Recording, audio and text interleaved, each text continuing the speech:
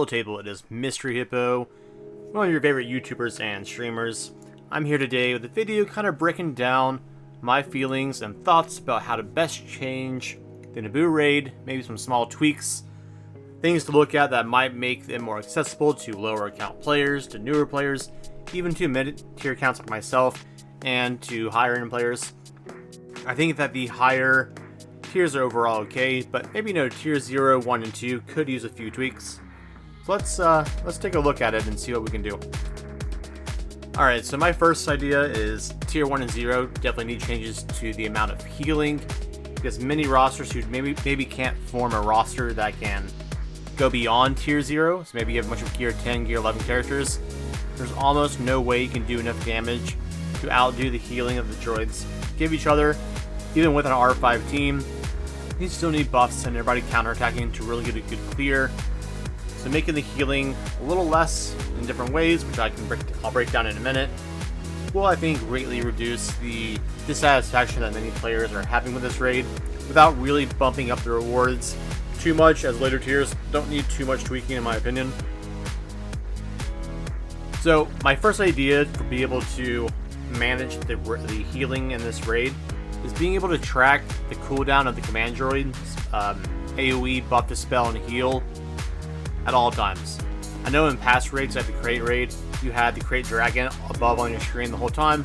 Of course, he was the only enemy you faced, but it'd be nice to be able to see a countdown for the droid, something so you know exactly when he's about to dispel, or maybe something in the turn meter breakdown when you go on the side of your screen. When you drop down by his turn, a better way to differentiate between which droid is which. I know I have a hard time seeing who is who when I play on a PC monitor. If you're on your phone, I don't know how you could tell which droid is going next. It's really hard to plan if your team is going before the command droid or after. Another idea I had for tier 0 and tier 1, and if you're not familiar with the tiers of the raids, tier 0 is as long as your units are 5 stars, doesn't matter what gear they are, you can try to use them. My idea for these first two beginning raid tiers, is a higher cooldown on the command droid's heal. It's only at I think 2 turns. So if you get that bonus turn buff on the droid on your enemies, that can happen every single time if he gets that bonus turn over and over again. So maybe making it a 3-turn heal on tier 0 and 1 would make it more accessible and make that RNG buff of bonus turns not as devastating. It'll still be painful to have, but it would help reduce that RNG element just a little bit more. Another idea I had is a drastic reduction of the amount of healing done by all droids, not just the ability, but also by the droids basic attacking. Maybe have it scale low, maybe, I don't know, 3% at tier 0, and it scales up every tier you go up. You could add that onto the tier scaling of crit avoidance, damage, health, all that stuff, if you watch the details of all the tiers. Those are my basic ideas for changing to the healing. I understand they want to make it feel like you're always fighting the droids, but if you can't wipe out the whole lineup of droids in one turn, it's really painful when they just kill everything back up after you do all your abilities. You couldn't quite get enough kills down, and they just stay up forever and ever and ever. You see that enrage timer stacking up because you couldn't kill enough in one turn. Then you have to restart. You'll see in my video in the background, this is only attempt 1. It took me 24 attempts with this current run of the raid for my Jedis. Now, the most recent raid cycle, I managed to do it in I think 7 or 8 attempts, but I managed to manipulate RNG a little bit more for myself. But this roster here took me 24 attempts to get through it, and I didn't quite know what I was doing all the time, so I got a little bit better at it, but I still think tier 0 and tier 1 should be very accessible to all players. I think if you have a gear 12 team, you should be almost guaranteed to get at least half the raid score plus. And right now, if you don't have good mods or the perfect team for gear 12, you only get 20-30,000 points out of the 450, which is not very good, especially comparing it to past raids. Alright, next up, which you're going to see this theme persist through most of this video, is to greatly reduce RNG mechanics that simply only add duration or doing another attempt for this raid, rather than showcasing skill or planning around those abilities. So my main idea for this, which I will play into some future ideas on this video, is update the spaceship abilities. So when you remove a command droid, the OOM command droid, when you remove their ability with that second ship ability, you either will never see it again in that raid attempt, or you're only guaranteed to see it maybe one more time, or you're guaranteed to not see it for the next 2 or 3 waves. I have another idea too. If you kind of restructure the abilities around, you could either keep that ability where you delete the command droid's ability, or have it where every unique the command droid, I think it's only 3 total, you can see them a max of 2 times per raid, so they're all evenly distributed. And then you can have some skill of then choosing which abilities do you get rid of. Do you want the bonus turns? Do you want the debuff dispelling? You can play around that idea and give the player some urgency in choosing what buffs to dispel when they want to, and not be like, oh, I'm going to take away bonus turn meter one time, and then the next round, it's back again. It really sucks when you delete a bonus turn, and right when you kill that wave, it comes right back up. You gotta slog through that wave again before you can go back to the ships, and then get a new buff for your team. My next idea, and this is my main team, is Luminara and my Kit Fisto team, which you're seeing down behind me right now, is to modify their counter chance. Right now, I've had many attempts where it got ruined because the entire team, even though they had kill over time and potency up, refused to counter. So that's your biggest bulk of damage for this team, and I just never had it. Every time I tried to use them, not every time, but sometimes when I try to use them, I'll get one character to counter, and then they would heal all that damage back up. That really ruined the raid attempt, which causes this attempt to go 24 times, because I had multiple times where nobody would counter, and it's really aggravating when it's not an ability you can predict. You've predicted the turn meter manipulation, you made sure the command droid already dispelled everybody, but then you pump in your kill over time and potency up right afterwards. You have all that going, no one counters, and a couple turns later, it all gets dispelled, and you just lose that whole window of damage. It's not fun to play around. It doesn't change skill. You already did the skill of planning it around the command droid. I don't see why you have such a weird lower chance for counter. I don't think it should be guaranteed, but maybe it could be like you're guaranteed at least 3 characters to counter. Something like that would really boost up the RNG error if you're trying to do this raid and no one's countering when you want them to. You could do something like Provoked, where maybe if they have potency up and heal over time, maybe they all have like a reverse potency, reverse provoke, where they get counter chance. Maybe they do a little bit less damage, but still have all their defense pin. Make it a bit more of a guaranteed result, even if it means less theoretical overall damage.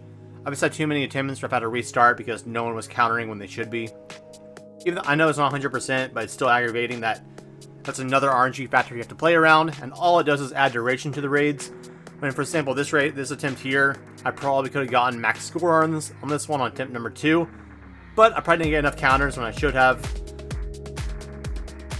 So yeah, so we got our many attempts being busted by no one countering, maybe increase the counter chance, or maybe give Kit Fisto his own personal counter chance increase just for this raid.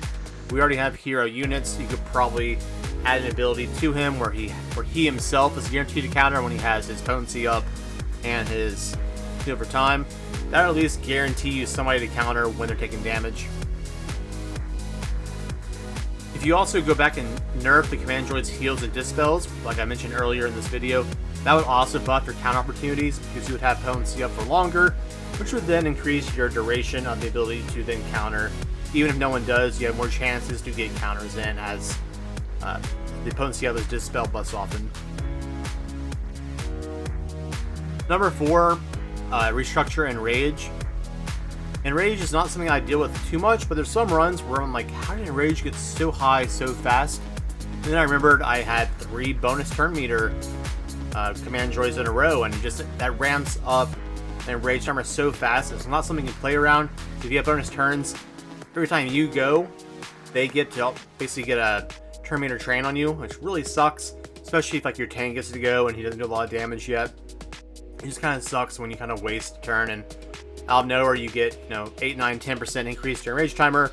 It could have only been 2 or 3 for that wave if you had the right setup. It's not a fun mechanic. I'm not really trying to reduce enrage, but my biggest thing is the RNG factor of how enrage can be increased, primarily through that bonus turn ability from the command droid. So going back to earlier, if you can make it where you're only guaranteed to see it twice in a raid attempt, or if you remove that ability with the second ability, you'll either never see it again, or it's put off for at least 2 or 3 waves of guaranteed not seeing it. I think that would greatly increase the disparity, or not increase, it would greatly decrease the disparity of all the RNG that's already in this raid that's been hounded on a bunch over the last couple weeks. I'm all for Enrage. I think there should be a cap. If you're not doing it fast enough, the enemies get stronger. But it really sucks when you're doing a really good raid attempt, but you get so many enemy bonus turns in that you just can't control it. It just gets out of hand so fast. Like, I think attempt number 7 you're seeing right now. I mean, I'm doing it okay, but I'm already at 90% and not even close. So that one kind of sucks. Section 5 that I thought of was raid mechanics. There's some abilities in the game that really can just ruin your entire run attempt, even if you did incredible the whole way through. So for example, protection disruption. I know when I was first doing this raid the very first time, I had some Gungans. They're only doing tier 0, but it's really annoying when they would get protection disrupted. When I had the abilities or the Zetas that should make that not able to happen. So I believe Phalanx has the unique that if you have a shield generator active, it stops protection disruption. However, in this raid, if one of the droids has that energized buff where they can do protection disruption, it doesn't matter if you have the Zeta or not, which really makes the Zeta not worth it for this raid. It's not needed. So that's something I would look at to maybe change that. If you have that Zeta, you can stop that from happening. I can still max score with the Gungans, but I have to micromanage it a bit more than I want to.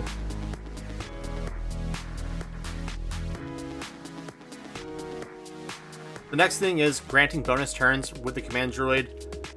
It's not really a mechanic you can play around unless you AoE the entire wave. So if you have an ability that you can't AoE people, you can't kill on one turn.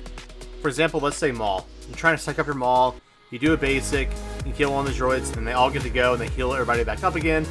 It's really hard to get going when you can't really control that mechanic. There's no manipulation of it, it just happens.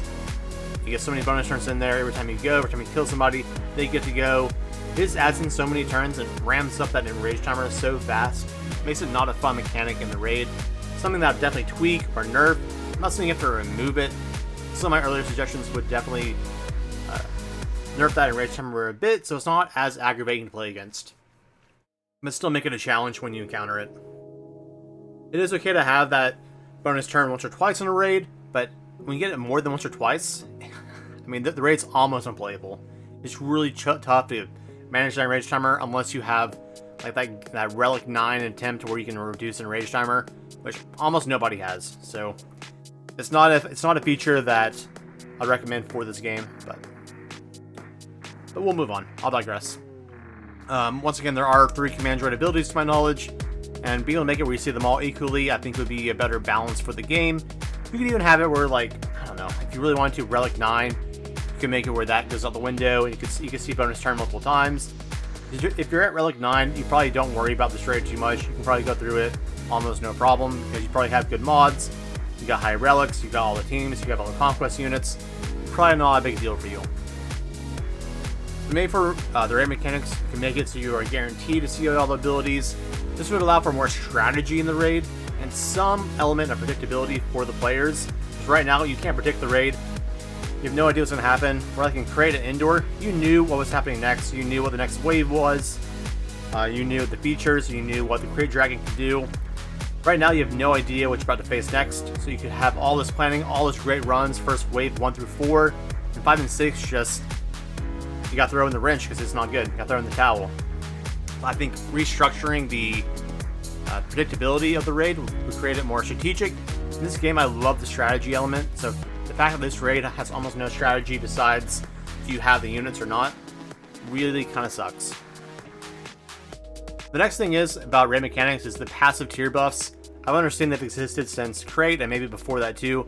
I didn't play Star Wars Galaxy of Heroes much before Crate, so my knowledge back then is not as high as it is now.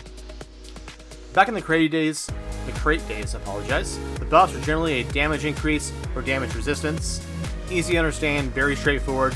Either your Mandalorians were stronger, the Crate was stronger, There was no, like, you know, creating new features for a whole faction, or, you know, if you do this ability, you get a cooldown decrease. I mean, you don't have those weird complexities back in the crate days.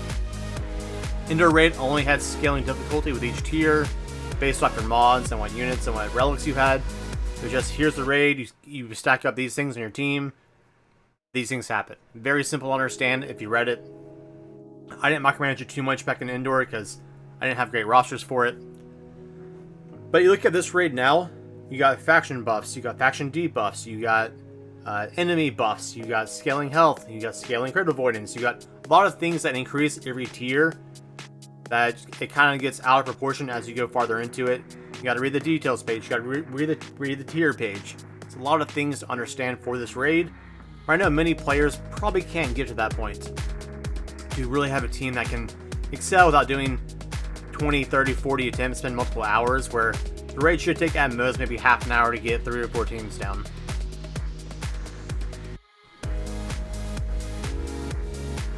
One solution, which I kind of mentioned a little bit earlier, is to restructure the interface of the raid to include all the tier bonuses alongside the details page. Right now, all the buffs and debuffs that happen in this raid are on 2 different sources. Some people that I've talked to on Discord, on YouTube videos, and comments had no idea that as you change tiers, different things happen. They thought it was all just the details page where you have your Jedi healer who gets defense and damage, and it goes on and on and on. It's a lot to understand and read at one time, especially when they're not all in the same location.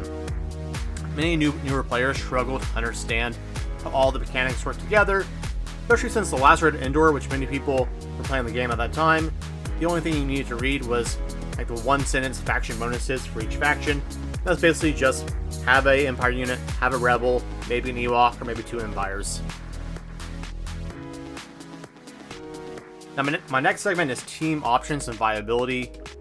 So number 6 is team options. For your mid-range guilds and players kind of like myself who can't quite get Queen Amidala, who don't have access to Cam, who maybe farm him once a month, 5 shards, not much at a time, who don't have Keller and Beck ready to go because he's fairly new, has some higher requirements, some newer requirements to get, maybe who don't have Gungans because they're also super new, which I have Gungans, as many of you know, but that's because I farmed them right away with all those bonus drops.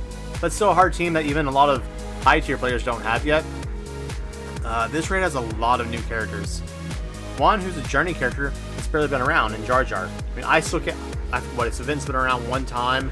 I think it comes up next week. So until then, most people don't even have Jar Jar for the raid. It's a character that you can't even get access to if you don't have the event going yet. So it kind of sucks when that happens. Basically, you suffer if you didn't farm like crazy all the new characters. And your lower end counts don't have that ability. There's no way they can do hard conquest if you're below 4 mil GP. Keller and Beck is a harder requirement. Gungans are a hard requirement. Take a lot of Cairo. That's just a lot of teams that you just can't get unless you have a lot of time in this game. It's really inaccessible for your younger players, for your newer players who just maybe have a few Jedi, maybe have a couple Separatists, but aren't geared that great. It's a really tough raid for you guys. So combining all those requirements of characters together for your roster, that's about 1/3 of the possible units for the raid. With the other 2/3, besides maybe the Luminar lead team and Maul, that's aren't that great. So maybe you have 2 teams out of 5 runs you could do. That's not very good.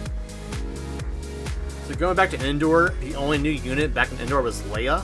It was a GL Leia. So you have many options compared to now. You had so many teams you could run. You only needed a 3-man roster per team. So you could do like 8 or 9 attempts and get pretty good scores, even if you only had piecemeal teams. There were 0 conquest requirements. This idea of having a conquest unit as one of your teams that's just came out, it baffles me. Because the majority of players don't have a chance to even obtain the newest conquest character, even if you're farming like crazy and hard. You can't get the red crate and hard, the max crate and hard conquest. You have no chance to really get the new conquest character. So I don't understand why they put her as one of the units for this raid when she's so inaccessible. That very few people can even get her right now. I don't know. It's just very strange to me that it's just a high-end mechanic for a raid where your Mark III currencies are so important to get to that high-end part of the game. I know they're probably trying to encourage you to spend money on Conquest, but if you don't even have the roster to get to the max crate, there's no point in spending on Conquest. That whole idea could be a whole video on itself. But I just find it very strange that they put so much focus on the Obi-Wan, Qui-Gon, Padme team when they just came out a couple weeks before this raid launched. No time for anybody to get them geared up, ready to go, or even farm to begin with. Like on my account, I don't even have Padme. I have Obi-Wan at 5 stars, and Qui-Gon's almost 5 stars. I might be able to throw them into a Jedi team on like a makeshift Jedi team after I get them geared up some more. But as of right now, I mean, I'm lacking a couple units and teams that would give me better scores, but I just don't have a way to get them right now. I'm nowhere near Keller and Beck. I don't have Padme. It's a tough one for me, so I can't imagine for players who can't even do hard conquest yet. Looking at this, like, I don't have Gungans, I don't have Padme, I don't have Keller and Beck. I have Luminar and Kit Fisto at like gear 8 right now, and I can't score anything on this raid. I definitely understand your grievances, and I have videos that kind of break down the ideal minimal teams for those rosters. If you're trying to do the bare minimum, I'd recommend a Maul Sidious team. It's only 2 units that you can throw in with like a B2 or a new Gunray Separatist team. It's a lot lower requirements to get good scores on that, which I have videos that I may link after this. If you want to see my attempts with those guys, I am slowly gearing them up to do each tier of them. But this video is basically just to break down my general ideas. So a quick little summary rundown is I think Tier 1 and Tier 0 need to be super accessible to new players, to all accounts. So by making it accessible, you either nerf the healing, by either increasing the cooldown of the command droid ability, reducing the amount of bonus turns the droids get in Tier 1 and Tier 0, or reduce the amount of healing done by all droids when they attack you. And there's times where you do they hit but can't quite kill them, they're all like 10% health, but then they all attack you on the next round, they all heal right back up to full. It's very aggravating. Number 2 is reduce RNG mechanics that only add duration to the raid and not skill. An example of this is the ship abilities. If you were to destroy the command droid ability, you wouldn't see that ability again at all in the raid, or guaranteed only one more time. Another idea is to buff the Luminara with Kit Fisto counter chance. Either make it where Kit Fisto is guaranteed to counter every time when he has both buffs, or you increase the chance for everybody a little bit, maybe decrease the damage they're doing. Right now it's just not high enough. I have attempts where I've failed because no one's countering multiple times in a row. It really disheartens you. Number 4 is restructure the enrage mechanic. The biggest thing is from the bonus turns droids get, you can really stack up really fast, and before you even have a chance to do the raid, it's already over because enrage is at 70% in like a third wave, and it's just not funny anymore. Number 5 is raid mechanics as a whole, whether it be protection, disruption.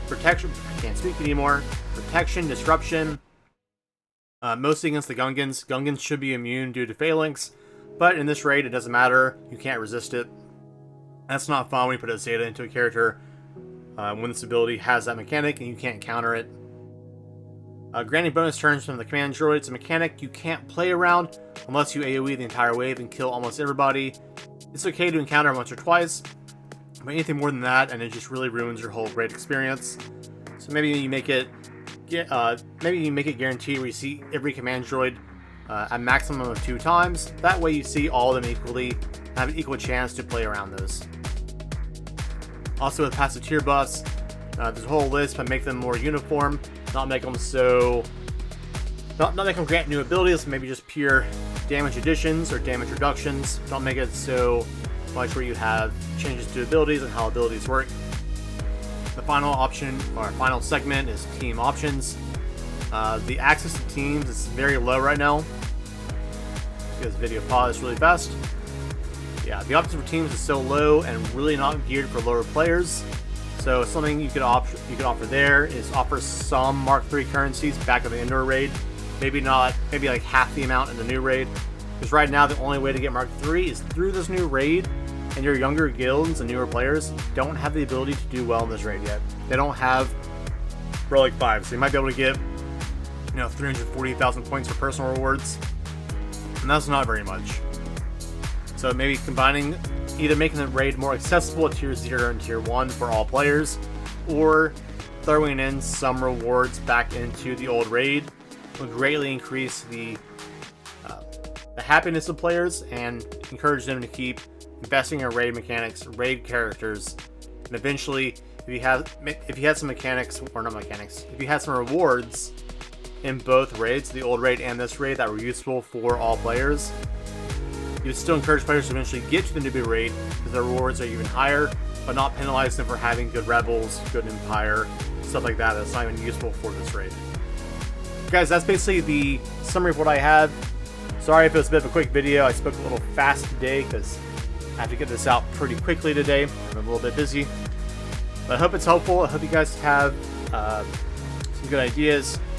Hopefully CG takes some hard consideration into restructuring this raid, tweaking a little bit, making Tier 0 and Tier 1 more accessible. That's my biggest changes I would make, is Tier 0 and Tier 1. Make them easier for newer players to get into. Maybe not be able to max score them, but make it so you could get in and still do some good damage and get at least a few of the personal rewards, and maybe get at least half the score in that raid. Right now, if you don't have a solid team for that raid, you can only get like 12 to 40,000 points. That's not enough for even the first personal raid tier.